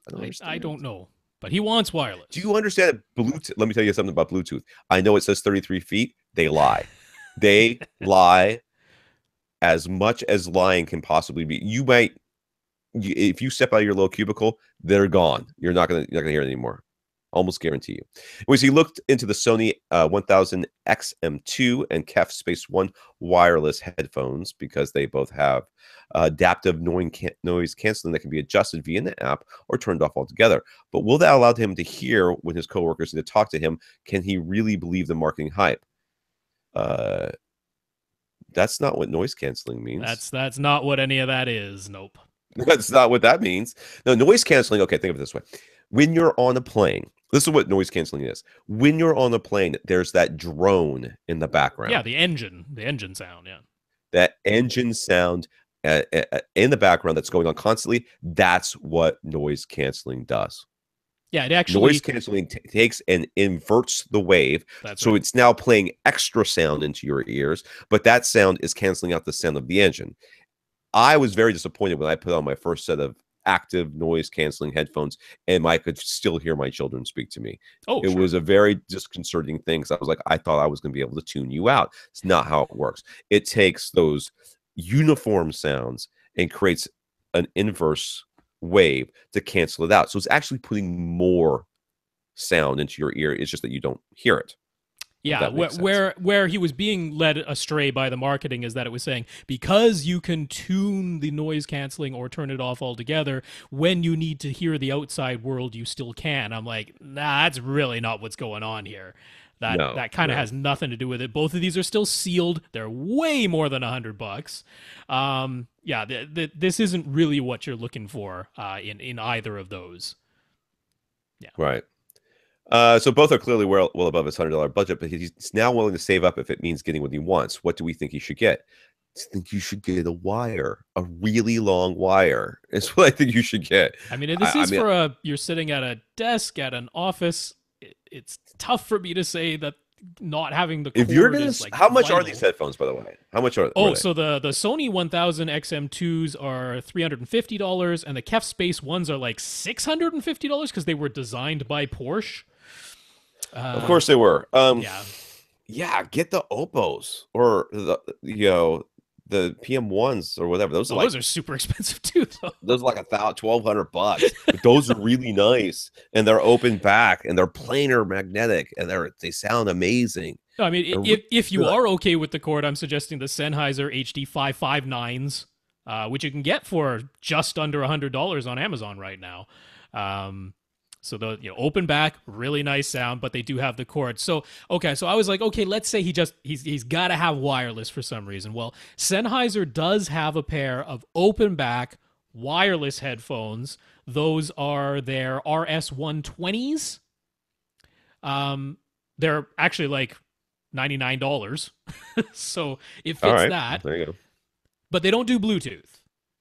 Now I was like, whatever source you have, can you just plug it into the wireless base station of these? It gets you the wireless headphones. It gets you the open back design. It gets you the price point you wanted initially. Nice little stand that you can put it on. Nice little stand that charges them. Yeah. I mean, it's a pretty slick little design. So open back, charging stand. The only thing that it doesn't get you that you wanted was Bluetooth. But whatever source you have, you just plug it into that little base station. That would do that. If it's your computer, you take the headphone output and plug it into this thing. If it's your phone, you take the headphone output, you plug it into this thing. Now these are going to be like 100% plastic, and they're not going to. I mean, they're $100, and with everything you're getting, and worst of all, the RF transmission is like within the same band as FM transmissions, so you might get some interference. You very well might get some interference. So if you were willing to spend these much, much higher price points, Sennheiser does have a really cool pair of headphones. They are the PXC 550s. Now, they're sealed initially, but they do Bluetooth. They're wireless, and they have a feature where the ear cups are actually touch panels. So you can do like your volume changes and stuff just by swiping on the outer ear cup. But if you double tap it, it activates the built-in microphone to let you hear the outside world. Because these can also be used as a chat headset, with your phone. There's like a microphone built in. The problem is when you double tap it, it automatically pauses your music. So the question is, if what you need is to be able to hear someone in your office talking to you when they need to talk to you, it's as simple as you double tap your headphones, the microphone opens up, and you can hear them. But if the problem is they need to be able to get your attention, You need open back still. then you still need open backs, because these will work if the getting your attention isn't the problem. Just hearing someone is the problem. You double tap it, music pauses, opens the mic, you get to hear them. But if the problem is people need to be able to get your attention, then that's not going to work. These are still closed back, your music's playing, you're deaf to the world. I cannot think of a single open back headphone that is wireless. And Bluetooth, yeah. Well, because they're trying to let you close out the world and also not bother everyone around you because they're open back. Right. So, I mean, those are like $400. So they're up in the same price ranges as the Sony as the Kess, but at least they have that double tap to hear the outside world feature. I will tell you the PM1s come with a really long cable. Like really long. Well, actually, so do the HD 559s. It's like a 10-foot cable. Yeah. So I'm like, either deal with having the cord, deal with the potential radio frequency interference of the inexpensive RS-120s and not having Bluetooth, or if you want it all and people can get your attention in some way and you can double tap, then you can pay $400 for the PXC 550s from Sennheiser. All of them are Sennheisers in my case. The reason we're having such a hard time helping you, sir, is not because we're not trying. It's because you are asking for something that very, very few people have ever asked for. Which is, only you can hear them. Anybody who wants something, right? Anybody who wants wireless is going to be someplace where they don't want the sound to leak out. Yeah. 90% of the time. I mean, more than 90% of the time. So it's very unusual to ask for what you're asking for. Therefore, they don't make them. Yeah. And I'm like, wishing the simplest solution to this whole thing is really just to get some speakers and keep them real low. But maybe he listens to gangster rap at the office. You're still built in an office space. They said I could play it at a reasonable volume. That's between the hours of, what was it, 10 and 12 or something? I haven't seen that movie. I forget the exact times he was allowed. So last week I complained. I said I just want to be able to watch The Cube, right? I just want to be able to watch The Cube. Showed up on Netflix the next time I turned on Netflix. It's nice. There. I watched it, went, was as good as I remember. All right, so I was very disappointed. Rob G. It's not Rob H, Rob G. Rob has a 7.2.4 setup, SVS Ultra Towers and Center, SVS Prime satellites, everywhere else. Dual PC 13 Ultra subs run by a Denon AVR X4300H receiver. Yay! He's certain that all of his speaker wires are connected properly, as sure as Tom. And yeah, with everyone's Odyssey, it tells him that his front towers are out of phase. To make things even more complicated, if he wires everything correctly and leaves the phase setting of his subwoofers alone, and just lets an Odyssey make all the settings, the bass sounds good with all of his speakers except for his front towers. If he flips the subs to 180 degrees, the bass with the front tower sounds good, but then the bass from all the other channels sounds weak. He tried an experiment. He purposely wired his front towers out of phase and left his subwoofers set to 0 degrees. That resulted in the front soundstage sounding pretty good and the bass from all of the other channels sounding okay, but not great. He tried measuring his frequency response using Room EQ Wizard. He got the best results when everything was wired correctly and the subs were set to 0 degrees, except that the combo of the front towers plus the subs didn't measure well. He wants great bass, and he wants all of the speakers to sound good. He doesn't want to have to choose between the front sounding good while everything else sounds like he's sitting in a bass null, or everything else sounding good while the front sound weak, or the odd middle ground that he achieved when he purposely wired his front towers out of phase and everything sounded just kind of okay. So what's the solution here?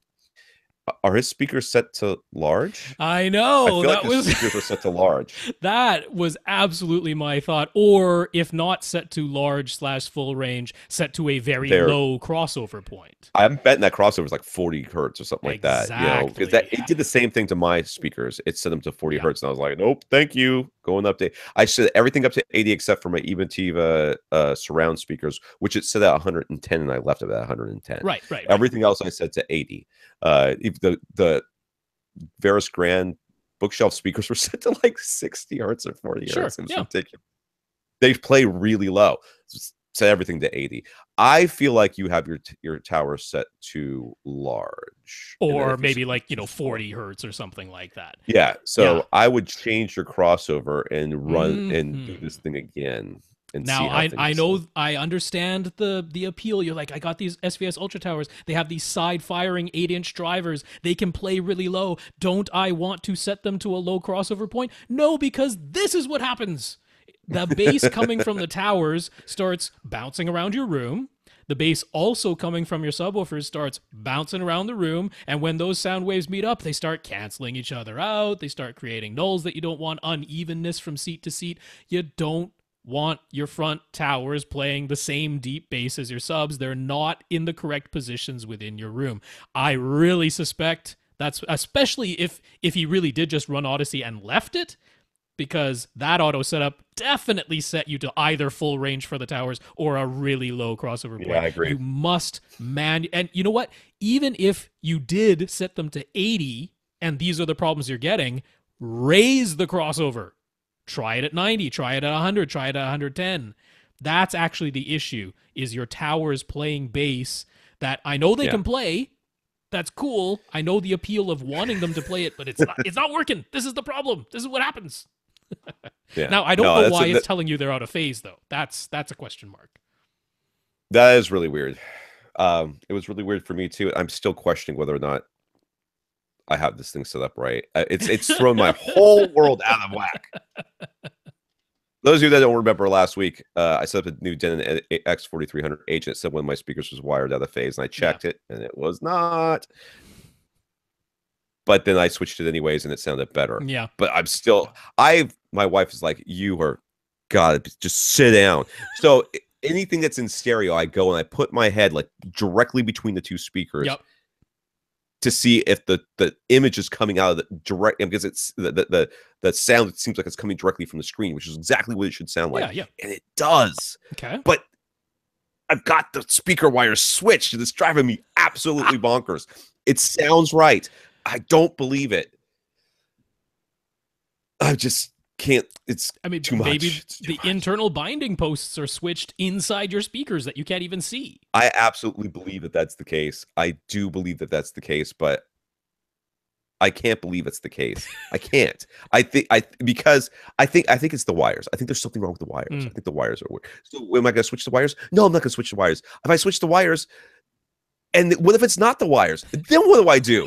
I'd rather just not know and just suffer through this stress of me knowing that the wires are wrong and knowing that there's literally no one else in my life at all who would even notice if it was wrong. Just no one. I hate my life. All right. It's so wrong. Adam just upgraded to a Denon AVR X3300W after hearing from us that it's down to $450 at Accessories for Less. He previously had a Denon S900W, but he's wanted to try Odyssey Multi-Q XT32 for a long time, so he jumped at the current deal. When he ran Odyssey on the X3300W, it set a subwoofer output to negative 11 dB. He wanted to...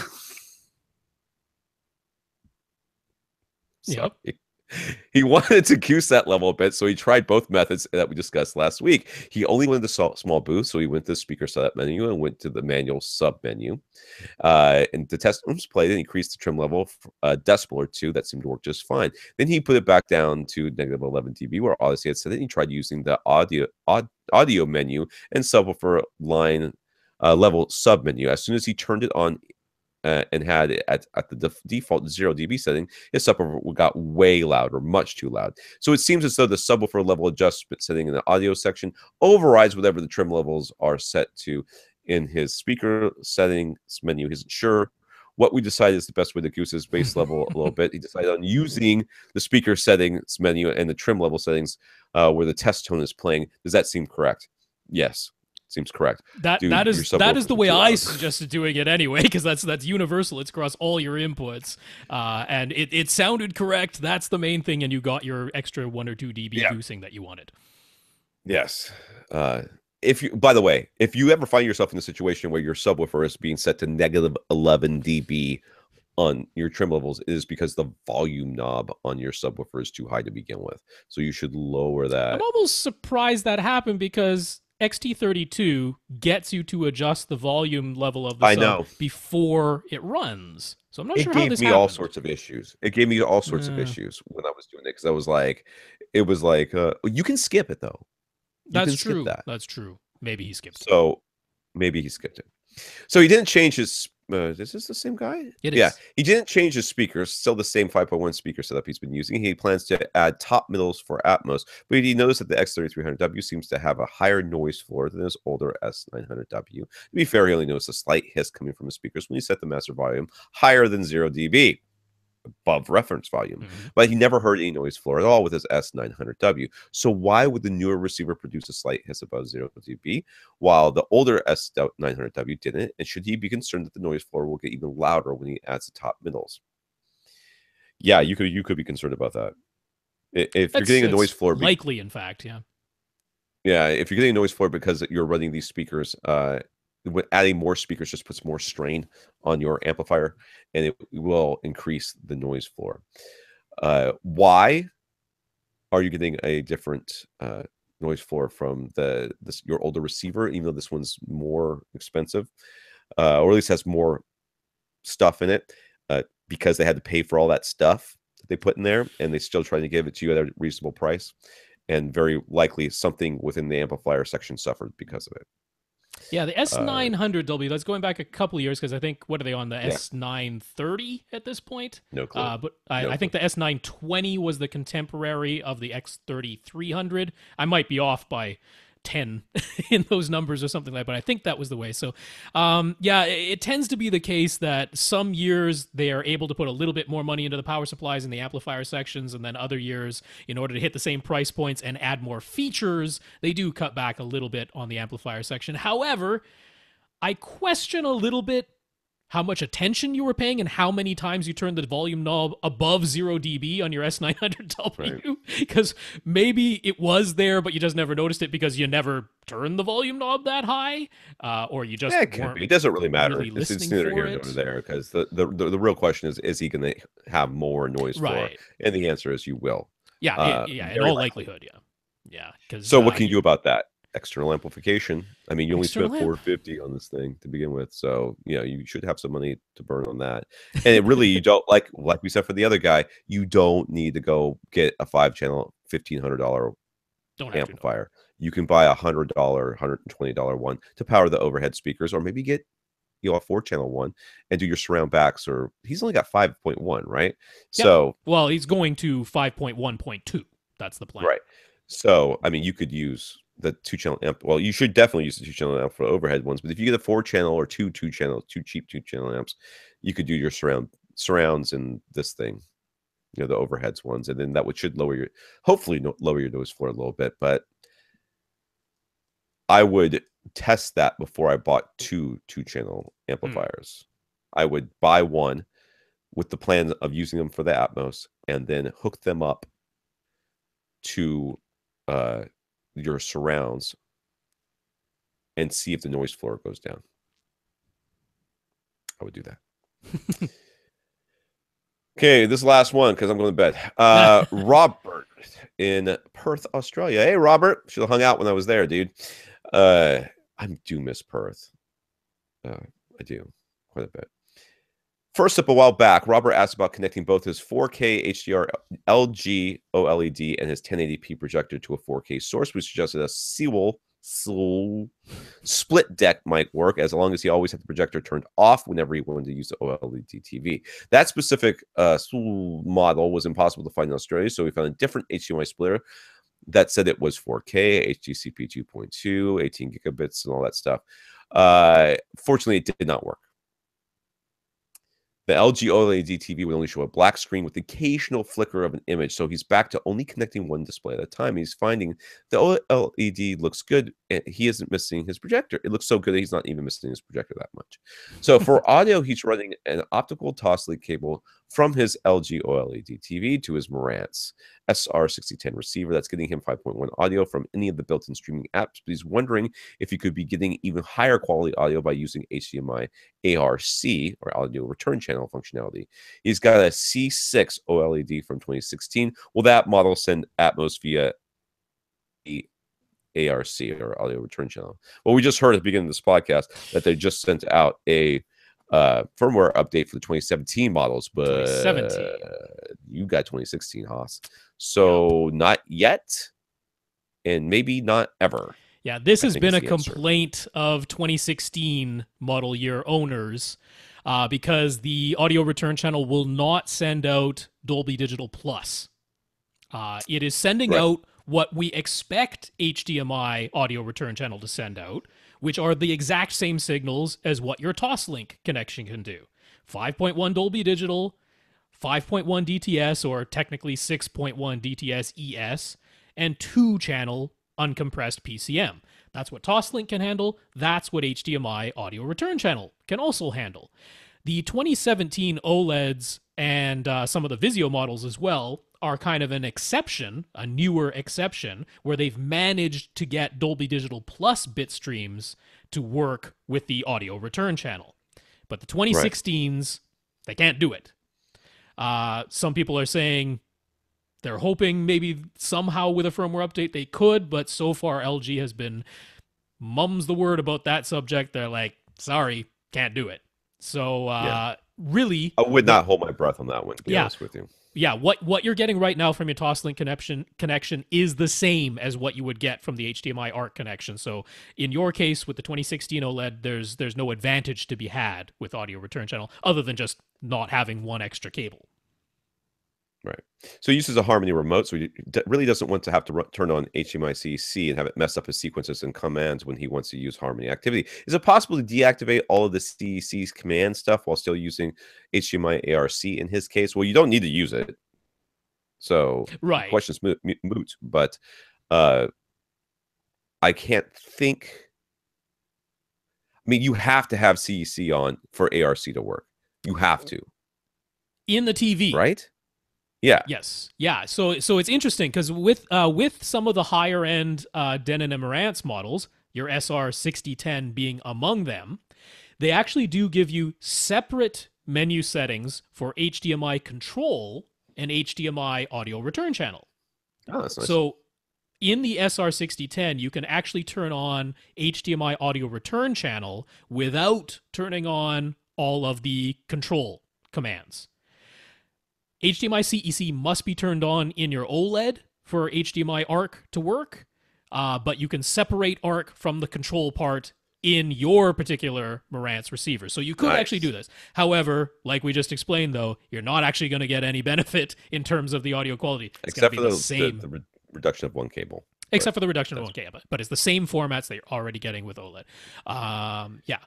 Okay, so you wanted to stop there. So we had what, Bobby and Matt? We can do Bobby. We can do Bobby. Well, I was going to say, fast. I mean, the last question from David is just our reactions to the latest Star Wars trailer, so we can give thoughts on that. What did Tom and Rob think of the latest Star Wars trailer? I saw it. I don't remember. Oh, really? Wait, yeah, we see Snoke or whatever, Snape. What is his name? Snoke. We see him. We see the very end with the girl saying, Rey saying, "Can you teach me?" or some crap, and it looks like she's saying it to emo Darth Vader. Emo Ren. Yeah, I just. I mean, I'm excited. I'm not excited for the movie. Yeah. I am hoping this movie is going to be finally. Though you can make the argument that Rogue One was a real departure from the series, but I'm looking for this main story thing more Empire Strikes Back, meaning I'm looking for some character development, I'm looking for some drama, I'm looking for all of that. Well, so it's the second act of a trilogy, so of course whatever the biggest conflict is going to be, that's storytelling 101. Your biggest conflict comes in the middle. Yeah, I expect Mark Hamill to die in this one. He might not. Well, we know that Leia is going to. They're going to kill off Leia for sure if they haven't. If they did it in the script, and they did now. Super duper tried to make you believe that's going to happen in the trailer because there's the whole Kylo Ren is flying his ship and looks like he's about to blow up whatever ship Leia is on. And okay, so my overall it definitely looks like he's yeah. My overall feeling is that trailer is super misleading. Because there's no way That's the way I feel about it too. I feel like they slice it together so that it looks very much like because I don't think Rey is actually things are talking to happening. Kylo Ren. I don't think she is. I don't get that impression from that trailer. That was the one thing. Yeah, that was the one thing. I was like, I think she's talking to somebody. I think she's talking to Luke, obviously, but sure.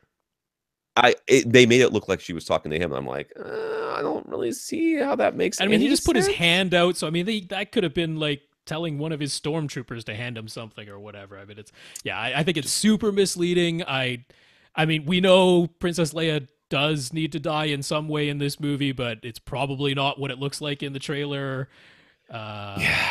Luke being scared of Rey, that's probably legit. But yeah. Right. And the one time he's seen it before, I gotta believe that's Kylo. Sure. You know, that makes sense. That makes sense. But of course, the only thing that really matters from the marketing side of things is, what did you think of the Porg? Oh, is that little rat thing? Little thing that was next to Chewbacca that let out some weird little scream. The penguin-y type thingy. Hairy penguin. I guess penguins are hairy. I don't care. Whatever. Put all your stupid animals in there. Just my favorite thing about Porgs are all the internet videos where people are attempting to get their cats to freak out by throwing Porg toys at them, and the little animatronic Porgs and stuff, and the cats do not care. They're like, cats do not react to Porgs, and I'm like, that's because they saw that thing was created by about 15 people in a consensus group setting, and they're like, oh yeah, it's like big eyes, big ears, expressive faces, cute sounds, very tiny.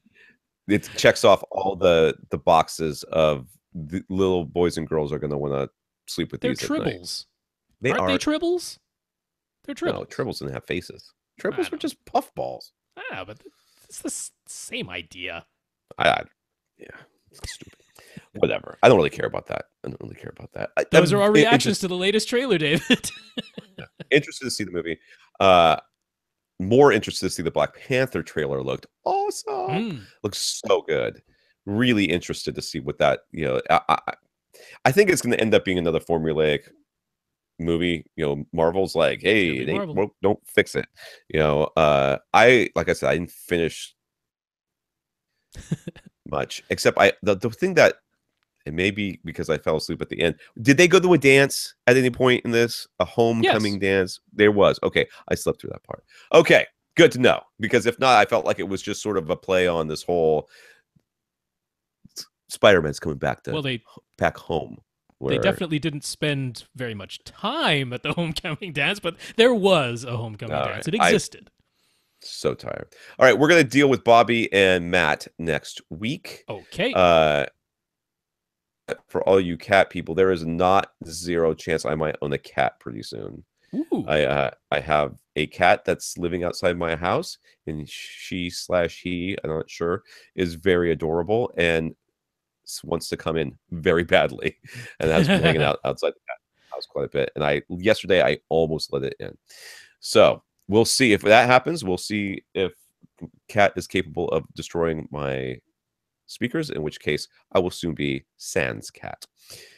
All right, let's thank our listeners of the week. We're going to thank Bill for his donation. He went to www.avrant.com and clicked on the Buy Us a Cup of Coffee link. We also want to thank our 28 patrons from Patreon for donating their money. All those monies will go into our coffers to pay hosting fees and stuff, and some of that money will be coming towards Austin and Rob very soon, so I know that they will thank you. Yeah, Bill, thank you so much for the donation, and thanks again to all our patrons. It's going to screw up saying that every week. Yeah, I think so. It's going to take about... We appreciate the donations. We also want to thank Steve for talking us up to SVS, so thank you, Steve. Yeah, Steve, thanks so much. Folks, head on over to Next Gen Home Theater if you want to see an updated list of all the Ultra HD Blu-ray titles, which Blu-ray discs have Atmos, which ones have DTS-X. He maintains that list over there, so good site to go check out. All right, for AV Rant, I'm Tom Andry. And I'm Rob H. Now go out and listen to something.